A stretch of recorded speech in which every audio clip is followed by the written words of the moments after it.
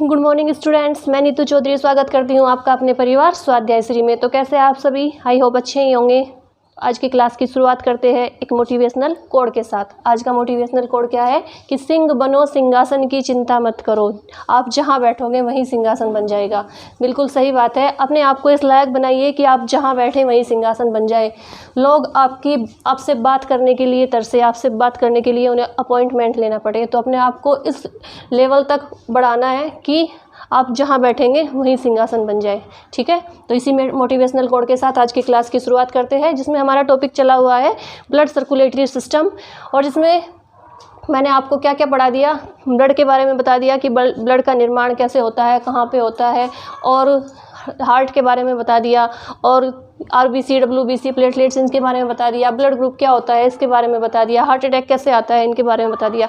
तो आज हमारा थोड़ा सा बचा हुआ है, उसे करेंगे complete. Blood pressure, blood pressure क्या होता है उसके बारे में पढ़ेंगे, और फिर उसके बाद करेंगे वन लाइनर क्वेश्चंस जो एग्जाम में कैसे पूछे जाते हैं क्वेश्चन, कि किस तरह से वो क्वेश्चन बना के हमसे पूछते हैं, तो हमें फटाफट से उनका आंसर आना चाहिए। ठीक है, तो अभी क्या पढ़ेंगे हम, ब्लड प्रेशर पढ़ेंगे।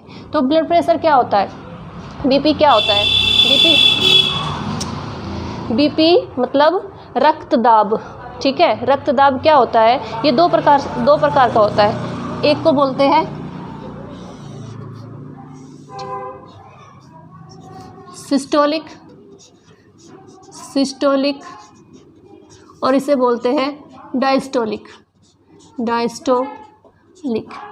अब सिस्टोलिक क्या होता है, सिस्टोलिक होता है ब्लड का बढ़ना, तेजी से जाना, शरीर में फैलना। मतलब जब 120 की स्पीड से जाएगा वो, जब हम किसी चीज़ को फेंकते हैं तो वो जितनी तेज़ी से जाएगा उतनी तेज़ी से वापस तो नहीं आएगा, उसे वापस आने में कम टाइम लगेगा।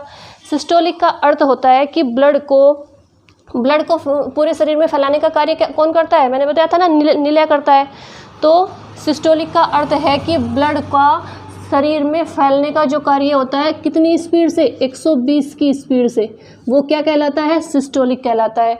और उस ब्लड को फैलने के बाद वापस हृदय में आना क्या कहलाता है, डायस्टोलिक कहलाता है।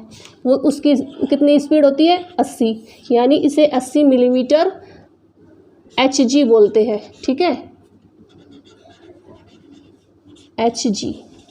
ठीक है, तो सिस्टोलिक और डायस्टोलिक क्या हुआ, ब्लड का पूरे शरीर में जाना, घूमना 120 की स्पीड से सिस्टोलिक, वापस आना डायस्टोलिक, वापस हृदय में आना डायस्टोलिक, और बॉडी में घूमना सिस्टोलिक। तो पता चला क्या होता है सिस्टोलिक और डायस्टोलिक। ठीक है, अब ये जो ब्लड प्रेशर होता है ये दो प्रकार का होता है, दो प्रकार का। जैसे एक को बोलते हैं हाइपरटेंशन, एक को बोलते हैं हाइपोटेंशन।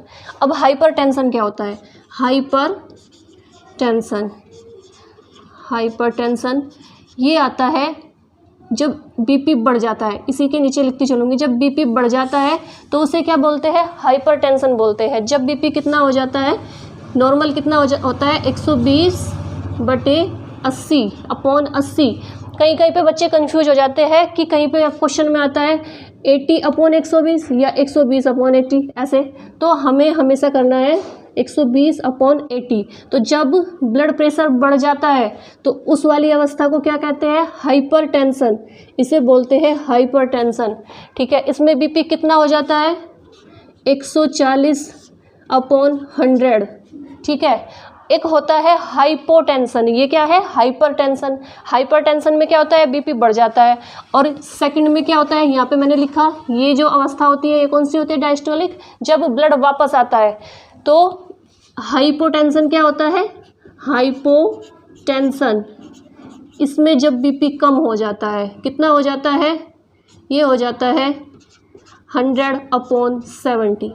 ठीक है, जब 120 से कम स्पीड से जाएगा और वापस आएगा 80 से कम स्पीड पे, तब तो बीपी लो हो जाता है। जब 140 की स्पीड से जाएगा और वापस आएगा 100 की स्पीड से, तो ब्लड प्रेशर, बीपी बढ़ जाता है। तो पता चला, बीपी बढ़ना हाइपरटेंशन, बीपी कम होना, लो होना हाइपोटेंशन। ठीक है, तो बीपी बढ़ने के लक्षण किस किस चीज़ से बढ़ता है? ज़्यादातर अम्लीय चीज़ों से बढ़ता है। अम्लीय मतलब खट्टी चीज़ें, ऐसी खाना, तली भुनी चीज़ें खाना, इनसे बीपी बढ़ जाता है। और उसे कंट्रोल करने के लिए क्या करना है? नमक की मात्रा को खाने में कम कर देना है। हाई बीपी लो किससे होता है? कड़वी चीज़ों से, जैसे करेला वगैरह, इन सारी चीज़ों से बीपी लो हो जाता है। इसे बीपी को हाई करने के लिए क्या करना है? नमक की मात्रा को खाने में बढ़ा देना है। तो आपको बीपी समझ में आ गया कि ब्लड प्रेशर क्या होता है? ब्लड का हृदय में जाना क्या कहलाता, हृदय का पूरे शरीर में जाना क्या कहलाता है? सिस्टोलिक। वापस हृदय में आना क्या कहलाता है? डायस्टोलिक। ये कितने प्रकार का होता है? 2 प्रकार का, हाइपरटेंशन और हाइपोटेंशन। हाइपरटेंशन क्या होता है? जब बीपी बढ़ जाता है तब उस अवस्था को बोलते हैं हाइपरटेंशन, और जब बीपी लो हो जाता है तो उस अवस्था को बोलते हैं हाइपोटेंशन। बस ये इतना सा बीपी का कॉन्सेप्ट है। आप सभी को पता है आजकल बीपी की बीमारी नॉर्मल हो रखी है, ज़्यादातर लेडीज़ का बीपी लो होता है। ठीक है, तो उसमें उन्हें क्या करना है? बीपी को बढ़ाने के लिए अपने खाने में नमक की मात्रा ज़्यादा करनी है। और अगर किसी का बीपी हाई हो जाता है तो उसे क्या करना है? बीपी को लो करने के लिए, कंट्रोल में लाने के लिए अपने खाने में नमक की मात्रा को कम कर देना है। ठीक है, ये हो गया बीपी, ब्लड प्रेशर। अब हमें क्या करना है? वन लाइनर क्वेश्चन करने हैं। जो भी टॉपिक, जो भी 1-2 पॉइंट थ्योरी में छूट गया होगा वो वन लाइनर क्वेश्चन में कवर हो जाएगा। ठीक है, तो एक एक करके एक एक क्वेश्चन को नोट डाउन करते चलेंगे और मेरे साथ साथ नोट डाउन कीजिए, कॉपी और पेन लेके बैठिए। तो सबसे पहला क्वेश्चन यहाँ से शुरू करते हैं हम, 1 नंबर। ठीक है, सबसे पहला क्वेश्चन क्या है कि रक्त में क्या क्या पाया जाता है? मतलब कौन कौन से, रक्त के 2 भाग बताए थे ना मैंने, तो उसमें पहला भाग कौन सा था? प्लाज्मा, और दूसरा भाग क्या था? रुधिराणु, कार्पल्स। ठीक है, तो अब कौन कौन सी सारी चीज़ों को मिला के तो बताएंगे ना कि रक्त में क्या क्या पाया जाता है। पहला क्वेश्चन लिखेंगे, रक्त में, मेरे साथ साथ लिखते चलिए, क्या पाया जाता है? आंसर लिखेंगे plasma, RBC, red blood carpals, WBC और प्लेटलेट्स। ठीक है, ये पाए जाते हैं ब्लड। सेकंड क्वेश्चन क्या लिखेंगे कि मनुष्य में किस प्रकार का रक्त परिसंचरण तंत्र पाया जाता है? मैंने आपको बताए थे कि मनुष्य में जो रक्त परिसंचरण होते हैं वो कितने प्रकार के होते हैं? 3 प्रकार के होते हैं। कौन सा होता है? खुला रक्त परिसंचरण तंत्र, दूसरा बताया था बंद रक्त परिसंचरण तंत्र, और तीसरा बताया था मिश्रित रक्त परिसंचरण तंत्र। ठीक है, अब क्वेश्चन है कि मनुष्य में किस प्रकार का रक्त परिसंचरण तंत्र पाया जाता है? नोट डाउन करते चलेंगे। सेकंड क्वेश्चन, मनुष्य में कौन सा रक्त परिसंचरण तंत्र यानी ब्लड सर्कुलेटरी सिस्टम पाया जाता है? कौन सा रक्त परिसंचरण तंत्र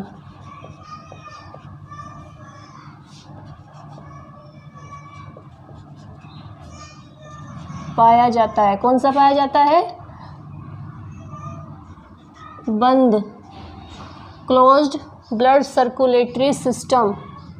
ठीक है, बंद रक्त परिसंचरण तंत्र,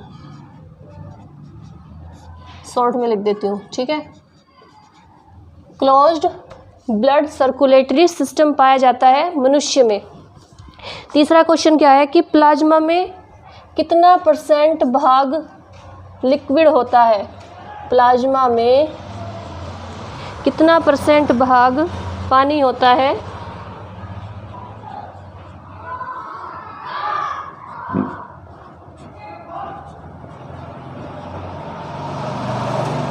कितना % भाग क्या होता है? पानी होता है। ठीक है, कितना होता है? मैंने बताया था कि जो ब्लड होता है उसके 2 भाग होते हैं, एक प्लाज्मा और एक ये कार्पल्स। ठीक है, तो उसमें मैंने क्या बताया था कि जो प्लाज्मा होता है वो लिक्विड फॉर्म में होता है, लेकिन उस प्लाज्मा में भी पानी का कितना भाग होता है, ये क्वेश्चन है। ठीक है, तो क्या लिखेंगे? प्लाज्मा में कितना भाग पानी होता है? 90% होता है। ठीक है, कितना होता है 90%। और 10% क्या होता है, 10% अन्य पदार्थ होते हैं, जैसे सोडियम और प्रोटीन, यूरिया, सारी चीज़ें। ठीक है, फोर्थ क्वेश्चन क्या लिखेंगे, अन्य पदार्थ भी लिख देती हूँ मैं। अन्य 10% क्या होता है, यूरिया, सोडियम एक्स्ट्रा। ठीक है, प्रोटीन वगैरह सारी चीज़ें। अब होता है कि प्लाज्मा में कौन कौन से प्रोटीन पाए जाते हैं, मैंने आपको बताया था। नेक्स्ट क्वेश्चन क्या है कि प्लाज्मा में कौन से प्रोटीन पाए जाते हैं, तो 2 प्रोटीन पाए जाते हैं, मैंने बताया था जब प्लाज्मा पढ़ाया था, तो फाइब्रोनोजिन और प्रोथ्रोम्बिन। ठीक है, नेक्स्ट क्वेश्चन क्या है, 4 कार्बोनेट भी लिख लेते हैं। ठीक है, फोर्थ क्वेश्चन क्या है कि प्लाज्मा में कितने प्रोटीन पाए जाते हैं, कितने प्रोटीन होते हैं, तो कितने होते हैं, 2 बताए थे मैंने, फाइब्रोनोजिन और प्रोथ्रोम्बिन। ठीक है, नोट डाउन करते चलिए मेरे साथ साथ, नोट डाउन कर लीजिए, इसे दिखाई दे रहा होगा ना आपको अच्छे से।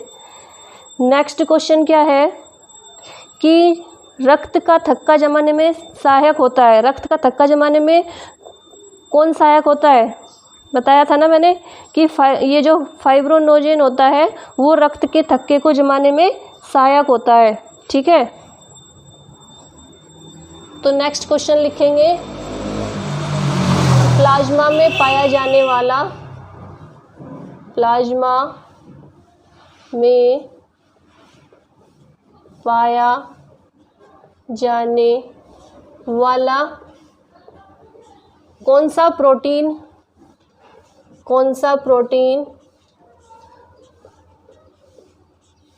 क्या करता है, रक्त के थक्के को जमाने में सहायक होता है, रक्त का थक्का जमाने में सहायक होता है। अगर आपको ये दिखाई भी नहीं दे रहा होगा तो मैं साथ साथ बोल रही हूँ, नोट डाउन करते चलिए। रक्त का थक्का जमाने में सहायक होता है, कौन सा होता है, जमाने में सहायक होता है, कौन सा, फाइब्रोनोजिन। ठीक है, फाइब्रोनोजिन, नोट डाउन करते रहिए साथ साथ, फाइब्रोनोजिन। 6th नंबर का क्वेश्चन लिखेंगे, नोट डाउन कीजिए इसे। 6th नंबर लिखेंगे, आरबीसी का जीवन काल कितना होता है। ठीक है, 6th लिखेंगे, आरबीसी का जीवन काल कितना होता है। मैंने बताया था आपको, ये सारी चीज़ें मैंने बता रखी है, अभी क्वेश्चन फॉर्म में लेके आई हूँ जिससे आपको याद करने में आसानी रहे। जीवन काल कितना होता है, 120 दिन। 120 दिन के बाद क्या होता है, आरबीसी मर जाती है, और मरने के बाद कहाँ पे इकट्ठा होती है, स्प्लीन में, प्लीहा में। कितना होता है, 120 दिन। और स्प्लीन और प्लीहा को क्या कहा जाता है, आरबीसी का कब्रिस्तान।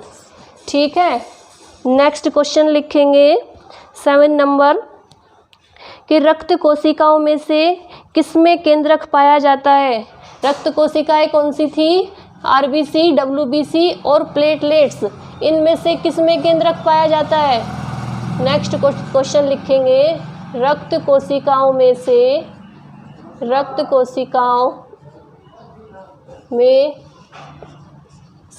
किसमें केंद्रक पाया जाता है, किसमें पाया जाता है, डब्ल्यूबीसी में। किसमें केंद्रक पाया जाता है, डब्ल्यूबीसी में, वाइट ब्लड सेल्स।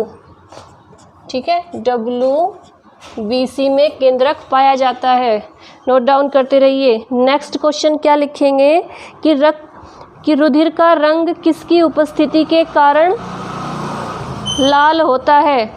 ठीक है, किसकी उपस्थिति के कारण होता है। नेक्स्ट 8 नंबर लिखेंगे, रुधिर यानी रक्त, रुधिर का रंग लाल किसके उपस्थिति के कारण होता है? रुधिर का रंग जो लाल होता है वो किसकी उपस्थिति के कारण होता है? लाल किसके कारण होता है? हीमोग्लोबिन के। ठीक है, हीमोग्लोबिन को HB भी लिख सकते हैं। शॉर्ट में लिख देती हूँ मैं, आपको हीमोग्लोबिन लिखना है तो हीमोग्लोबिन लिख लीजिए। ठीक है, HB। नेक्स्ट क्वेश्चन लिखेंगे कि एक सामान्य व्यक्ति में हीमोग्लोबिन की मात्रा कितनी होती है? एक सामान्य व्यक्ति में हीमोग्लोबिन की मात्रा कितनी होती है? मैंने मेल और फीमेल दोनों बताया था आपको। व्यक्ति में हीमोग्लोबिन की मात्रा कितनी होती है? कितनी होती है? तो मेल में कितनी होती है? मेल में होती है 14 ग्राम डेसीलीटर और फीमेल में होती है 13 ग्राम डेसीलीटर। मेल में लिख लेंगे 14 ग्राम डेसीलीटर में मापा जाता है हीमोग्लोबिन। और फीमेल में कितनी होती है? फीमेल में हीमोग्लोबिन की मात्रा होती है 13 ग्राम डेसीलीटर। ठीक है। नेक्स्ट क्वेश्चन 10th नंबर, कम से कम 40 से ज़्यादा क्वेश्चन करेंगे। ठीक है। नेक्स्ट क्वेश्चन क्या लिखेंगे? हमारे शरीर में RBC, WBC और प्लेटलेट्स का निर्माण कहाँ होता है? नेक्स्ट लिखेंगे हमारे शरीर में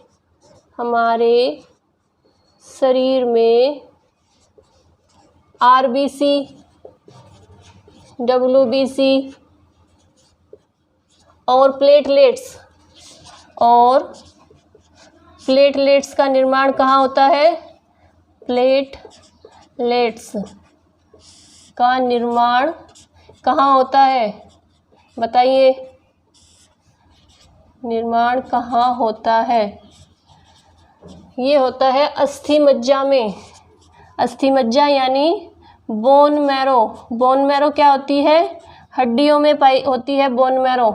जाली नुमा संरचना होती है। मैंने आपको बताया था, अस्थि मज्जा या बोन मैरो। ठीक है। 10 क्वेश्चन हो गए। नेक्स्ट लिखेंगे 11th। नेक्स्ट क्वेश्चन क्या लिखेंगे?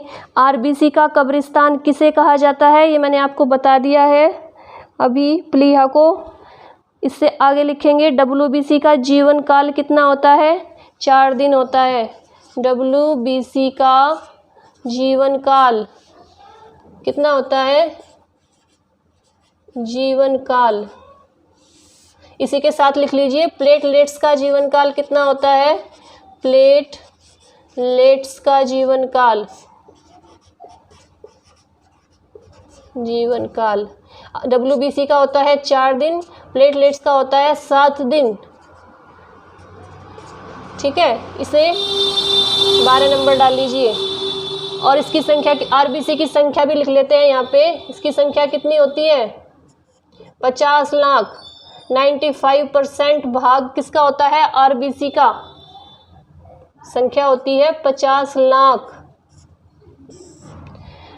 WBC की कितनी होती है? 10,000 और प्लेटलेट्स 2 लाख। ठीक है।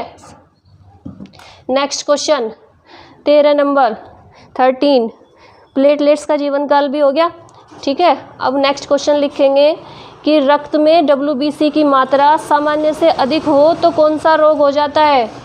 नेक्स्ट क्वेश्चन लिखेंगे कि ब्लड में जो WBC की मात्रा सामान्य से अधिक हो जाए तो कौन सा रोग हो जाता है? रक्त में WBC की मात्रा सामान्य से अधिक हो जाए, सामान्य से अधिक होने पर कौन सा रोग होता है? Blood cancer. सामान्य से अधिक होने पर कौन सा रोग होता है? अधिक होने पर रोग होता है ब्लड कैंसर।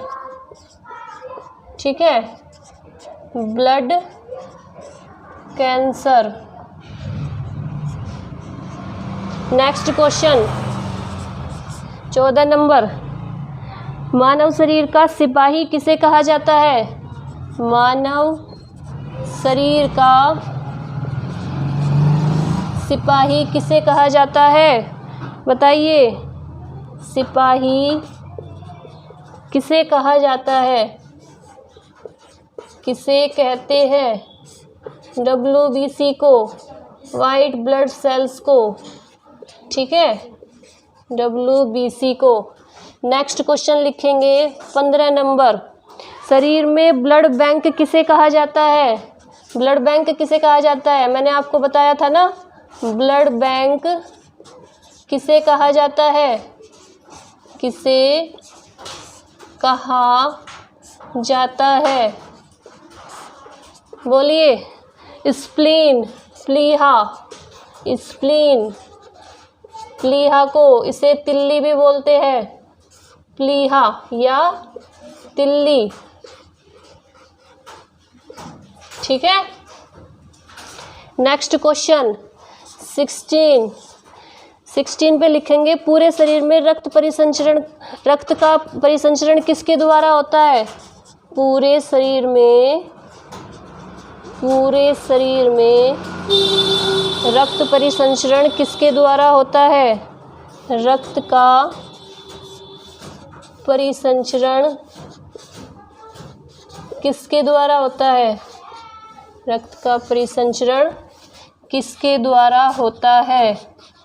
किसके द्वारा होता है? हृदय के द्वारा। और हृदय में भी किसके द्वारा? निलय के द्वारा। मैंने बताया था ना, दायां आलिंद, बायां आलिंद, दायां निलय, बायां निलय। जो निलय होता है वो क्या करता है? पूरे शरीर में ब्लड को सर्कुलेट करता है। तो इसका आंसर लिखेंगे हृदय, हार्ट, ठीक है। 16 क्वेश्चन हो गए। नेक्स्ट क्वेश्चन लिखेंगे 17 नंबर, कि रक्त समूह की खोज किसने की थी? लैंडस्टीनर एंड वीनर ने। यहाँ पे लिख देती हूँ 17। रक्त समूह की खोज किसने की थी? रक्त समूह की खोज किसने की थी? Landsteiner and Wiener. Landsteiner and Wiener. Note down करते रहिए साथ साथ, मैं इसे रफ कर देती हूँ एक बार।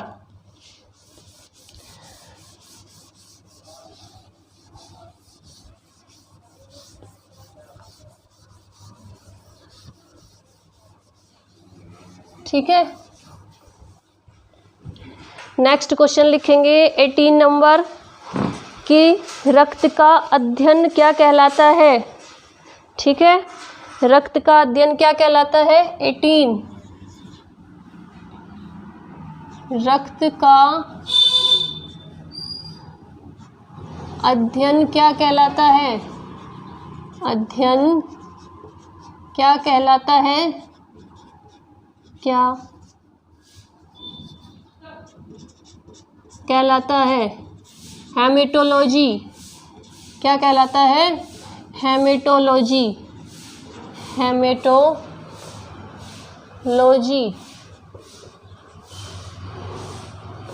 रक्त समूह की खोज तो, ब्लड ग्रुप की खोज तो किसने की थी? लैंडस्टीनर एंड वीनर ने। लेकिन रक्त परिसंचरण के तंत्र की खोज किसने की थी? नेक्स्ट क्वेश्चन, रक्त परिसंचरण, ब्लड सर्कुलेटरी सिस्टम, इसकी खोज किसने की थी? विलियम हार्वे ने। के खोजकर्ता कौन है? William Harvey. William Harvey. Next question 20, इधर वाले नोट डाउन कर लीजिए फटाफट से, फिर ये मुझे रफ करने पड़ेंगे, ठीक है।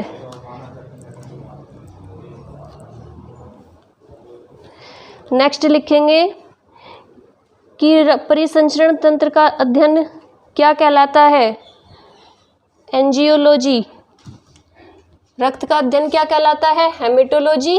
और परिसंचरण तंत्र का क्या कहलाता है? परिसंचरण तंत्र का अध्ययन क्या कहलाता है? अध्ययन क्या कहलाता है? एंजियोलॉजी। एंजियोलॉजी,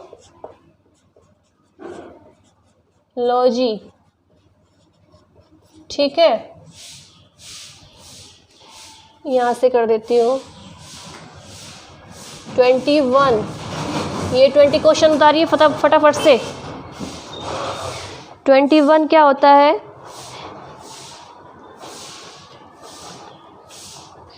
रक्त निर्माण की प्रक्रिया क्या कहलाती है? हीमोपोइसिस।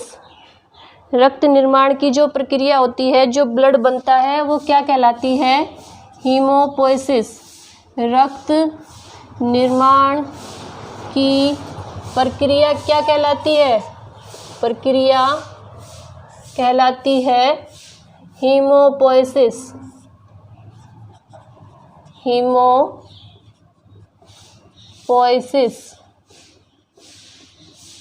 ठीक है, नोट डाउन करते रहिए। हीमोपोइसिस, ठीक है।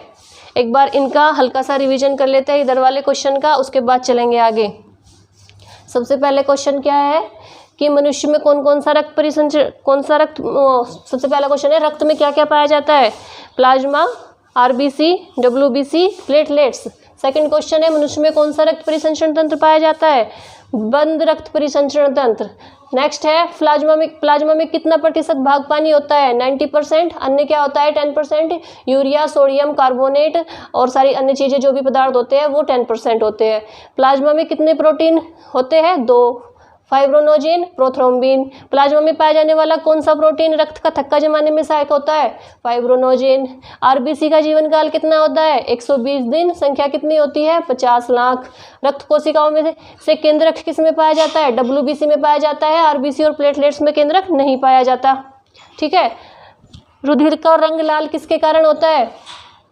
हीमोग्लोबिन के कारण। एक सामान्य व्यक्ति में एचबी की मात्रा कितनी होती है? हीमोग्लोबिन की मात्रा कितनी होती है? मेल में होती है 14 ग्राम डेसीलीटर, फीमेल में होती है 13 ग्राम डेसीलीटर। हमारे शरीर में डब्ल्यूबीसी, आरबीसी और प्लेटलेट्स का निर्माण कहाँ पे होता है? ये होता है अस्थि मज्जा में, बोन मैरो में। बोन मैरो क्या होती है? हड्डियों में पाई जाती है, जालीनुमा संरचना होती है। डब्ल्यूबीसी का जीवन काल कितना होता है? 4 दिन। संख्या कितनी होती है? 10,000। प्लेटलेट्स का जीवन काल 7 दिन। संख्या होती है 2 लाख। रक्त में डब्ल्यूबीसी की मात्रा सामान्य से अधिक होने पर कौन सा रोग हो जाता है? ब्लड कैंसर हो जाता है। मैंने बताया था आपको इन सारी चीज़ों के बारे में। अभी खाली हम 1 लाइनर क्वेश्चन कर रहे हैं, ठीक है, तो एक एक चीज़ को डिफाइन नहीं कर सकते। मैं सब कुछ डिफाइन कर चुकी हूँ पिछली क्लास में। मानव शरीर का सिपाही किसे कहा जाता है? डब्ल्यूबीसी को कहा जाता है। ब्लड बैंक किसे कहा जाता है? स्प्लीन, प्लीहा और तिल्ली को कहा जाता है। प्लीहा या तिल्ली भी बोलते हैं स्प्लीन को। ब्लड बैंक किसे कहा जाता है? ये हो गया। पूरे शरीर में रक्त का परिसंचरण किसके द्वारा होता है? हृदय के द्वारा होता है। और हृदय में किसके द्वारा? हृदय का जो पार्ट होता है वो किसके द्वारा? निलय के द्वारा। 4 चैम्बर बताए थे ना मैंने हार्ट के, दयालिन, बायालिन, दयानिलय, बायानिलय। जो बायानिलय वो क्या करता है? पूरे शरीर में रक्त को सर्कुलेट करता है, घुमाता है, फैला देता है, ठीक है। नेक्स्ट क्वेश्चन क्या है? रक्त समूह की खोज किसने की थी? लैंडस्टीनर एंड विनर ने की थी। रक्त का अध्ययन क्या कहलाता है? हेमेटोलॉजी। रक्त परिसंचरण तंत्र लिख लेंगे यहाँ पे, ठीक है। तंत्र के खोजकर्ता कौन है? William Harvey. परिसंचरण तंत्र का अध्ययन क्या कहलाता है? एंजियोलॉजी। और नेक्स्ट क्वेश्चन है कि रक्त निर्माण की प्रक्रिया क्या कहलाती है? हीमोपोइसिस, ठीक है। अब नेक्स्ट लिखेंगे 22 कि रक्त के शुद्धिकरण की प्रक्रिया क्या कहलाती है? रक्त का जो शुद्धिकरण होता है, जो रक्त शुद्ध होता है वो क्या कहता है? कहाँ पे जाके होता है रक्त शुद्ध? कौन करता है रक्त को शुद्ध? फेफड़े करते हैं, ठीक है। जब निलय वो क्या करता है? फेफड़ों में पहुँचा देता है, तो वो रक्त में ऑक्सीजन मिला देते हैं, रक्त को शुद्ध करते हैं। तो नेक्स्ट क्वेश्चन क्या लिखेंगे? रक्त के शुद्धिकरण की प्रक्रिया क्या कहलाती है? रक्त के शुद्धिकरण की प्रक्रिया, शुद्धिकरण की प्रक्रिया क्या कहलाती है? डायलिसिस कहलाती है।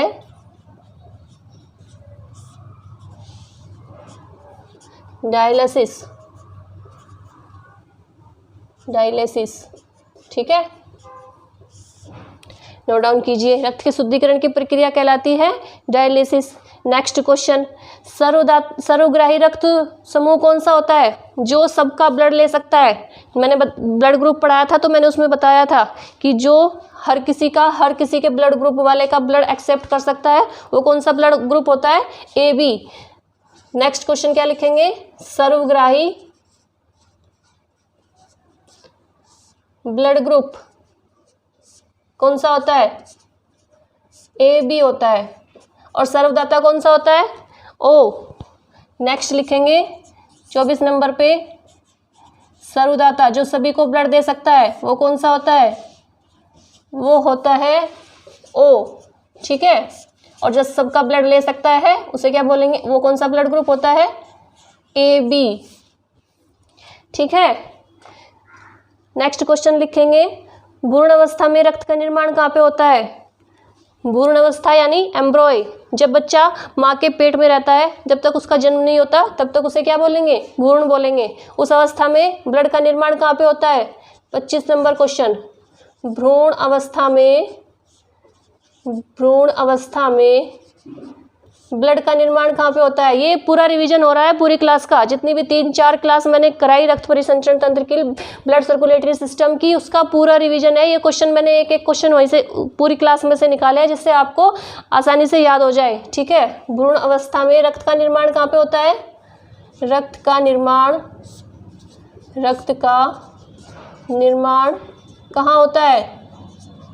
लीवर में निर्माण होता है, लीवर में। और वयस्क व्यक्ति में कहाँ पे होता है? नेक्स्ट क्वेश्चन लिखेंगे, वयस्क व्यक्ति में कहाँ पे होता है ब्लड का निर्माण? बताइए। रक्त का निर्माण कहाँ पे होता है? अस्थि मज्जा में, बोन मैरो में निर्माण होता है। अस्थि मज्जा यानी बोन मैरो। ठीक है। नेक्स्ट क्वेश्चन लिखेंगे कि रक्त का थक्का जमने में कौन सा विटामिन सहायक होता है? ठीक है। अभी तो यहाँ पे पूछा था प्रोटीन, यहाँ पे क्या पूछा था कि कौन सा प्रोटीन सहायक होता है? फाइब्रोनोजेन।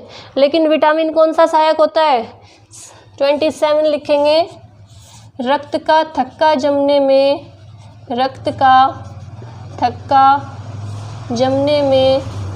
कौन सा विटामिन सहायक होता है? जमने में कौन सा विटामिन सहायक होता है? विटामिन के। कौन सा विटामिन सहायक होता है? ठीक है। नोट डाउन करते रहिए साथ साथ। सहायक होता है, कौन सा विटामिन होता है? विटामिन के। विटामिन के रक्त का थक्का जमाने में सहायता करता है। ठीक है। नोट डाउन कीजिए। 27 क्वेश्चन हो चुके हैं। 28 लिखेंगे, हृदय तथा उसकी बीमारी के अध्ययन को क्या कहा जाता है?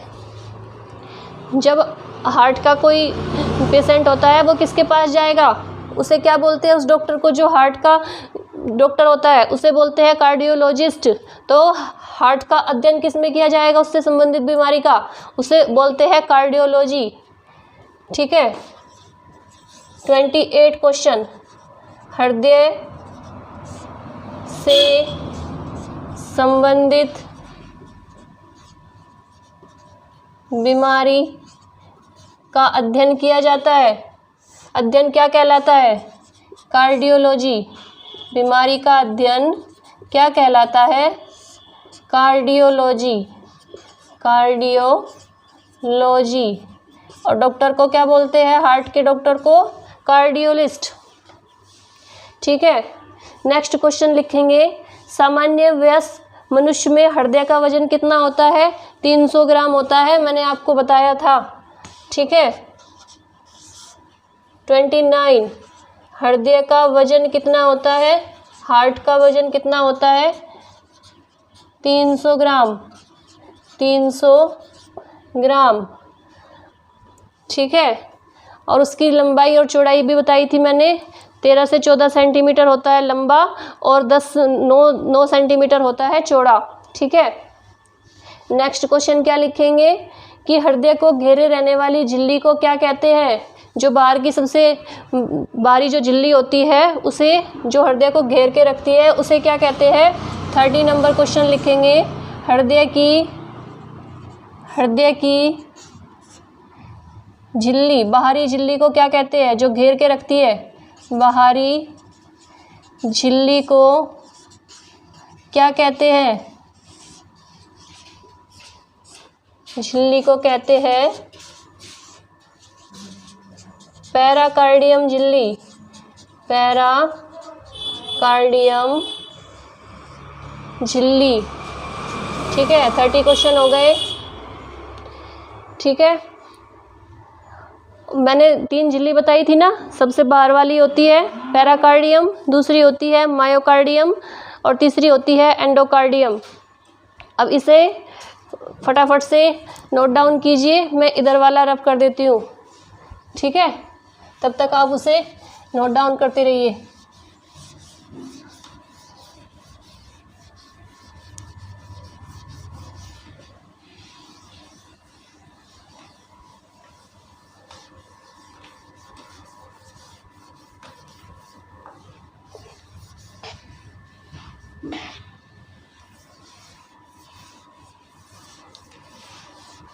नेक्स्ट क्वेश्चन लिखेंगे 31।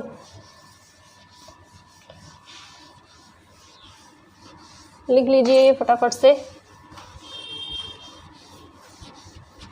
इसे पूरा ही रफ कर देती हूँ मैं तब तक, क्योंकि अभी 20 क्वेश्चंस और है। 20 से कम होंगे शायद, 30-40 क्वेश्चंस तो होंगे ही कम से कम। ठीक है, तो अभी आप नोट डाउन करेंगे मेरे साथ साथ।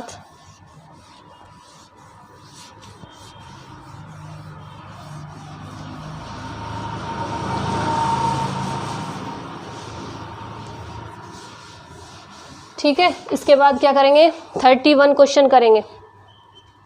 31 नेक्स्ट क्या लिखेंगे कि रक्तदाब का नियंत्रण कौन सी ग्रंथि करती है? ठीक है, रक्तदाब यानी ब्लड प्रेशर, उसको कंट्रोल करने का कार्य कौन करता है? 31 रक्तदाब का नियंत्रण कौन सी ग्रंथि करती है? नियंत्रण कौन सी ग्रंथि करती है? कौन सी ग्रंथि या ग्लैंड्स कौन सी ग्रंथि करती है? कौन सी करती है? एड्रिनल। एड्रिनल को अधिवृक्क भी बोलते हैं। एड्रिनल या अधिवृक्क ग्रंथि। ठीक है, 31 क्वेश्चंस हो गए। 32 लिखेंगे। 32 पे लिखेंगे कि एक सामान्य व्यक्ति का बीपी कितना होता है? अभी बताया मैंने कि एक सामान्य व्यक्ति का बीपी कितना होता है। 32 क्वेश्चंस। सामान्य व्यक्ति का बीपी कितना होता है? अभी मैंने बीपी में बताया 120/80।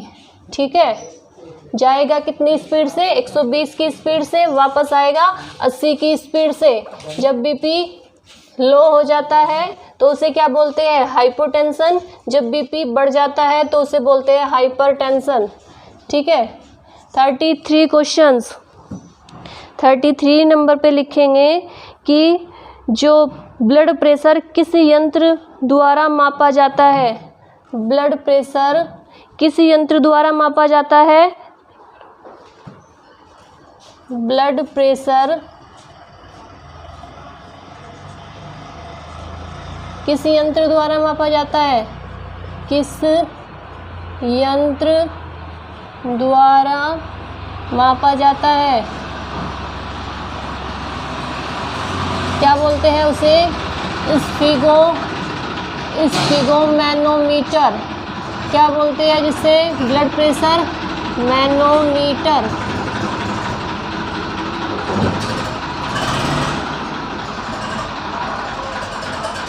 नेक्स्ट क्वेश्चन लिखेंगे कि प्रथम हृदय ध्वनि को क्या कहते हैं। मैंने बताया था ना कि हृदय जब पंप करता है तो एक ध्वनि आती है, एक प्रकार की आवाज़ आती है, उसे क्या कहते हैं, लब। जो पहले वाली ध्वनि आएगी उसे लब, जो सेकंड वाली आएगी उसे क्या बोलेंगे, डब। तो प्रथम और द्वितीय दोनों को लिख लेते हैं। प्रथम हृदय ध्वनि, हृदय ध्वनि को क्या कहते हैं, इसे बोलते हैं लब। और सेकंड को क्या बोलते हैं, सेकंड को बोलते हैं डब। तो किस चीज़ की आवाज़ आती है, लब डब की आवाज़ आती है। सेकंड क्या होती है, लब डब। ठीक है। 35 नंबर लिखेंगे कि हृदय की धड़कन को उत्तेजित करने वाला हार्मोन्स कौन सा होता है। हृदय की धड़कन को उत्तेजित करना मतलब जब हृदय की धड़कन एकदम बढ़ जाती है, तेज हो जाती है, तो उसे कौन सा हार्मोन्स तेज करता है। हृदय की धड़कन को तेज करने वाला हार्मोन्स कौन सा होता है, तेज करने वाला हार्मोन उसे बोलते हैं थायरोक्सिन। कौन सा होता है, थायरोक्सिन। ठीक है। 36 क्वेश्चन 30 नंबर पे लिखेंगे, 36 पे लिखेंगे कि जो हृदय की ध्वनि सुनने या हृदय की धड़कन को किस यंत्र के द्वारा सुना जाता है। ठीक है। हृदय की धड़कन को किस यंत्र के द्वारा सुना जाता है, हृदय की धड़कन को किस यंत्र के द्वारा सुना जाता है, धड़कन को किस यंत्र के द्वारा सुना जाता है, किस यंत्र के द्वारा सुना जाता है, बताइए, सुना जाता है। इसे कहते हैं इसे बोलते हैं स्टेथोस्कोप। क्या बोलते हैं, जिससे धड़कन को सुनते हैं। जब डॉक्टर वो डाल के रखते हैं ना गले में, उसे स्टेथोस्कोप बोलते हैं। और हिंदी में क्या बोलते हैं, उसे आला बोलते हैं। स्टेथोस्कोप को आला भी कहते हैं। ठीक है। नेक्स्ट लिखेंगे कि हृदय की गति मापने वाले यंत्र को क्या कहते हैं। हृदय की गति, ये होती है धड़कन, ये होता है धड़कन को सुनने का यंत्र। लेकिन जो हृदय की गति मापी जाती है उसे क्या कहते हैं, उसे बोलते हैं ईसीजी। हृदय की गति को मापने वाला यंत्र क्या कहलाता है, कैसे मापी जाती है हृदय की गति, ईसीजी के द्वारा। ईसीजी की फुल फॉर्म क्या है, ईसीजी, इलेक्ट्रोकार्डियोग्राम।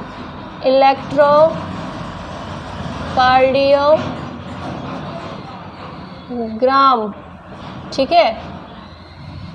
जो गति होती है उसे कैसे मापा जाता है, उसे हृदय की गति को उसे ईसीजी के द्वारा, और जो धड़कन होती है उसे किस यंत्र के द्वारा मापा जाता है, उसे मापा जाता है स्टेथोस्कोप के द्वारा।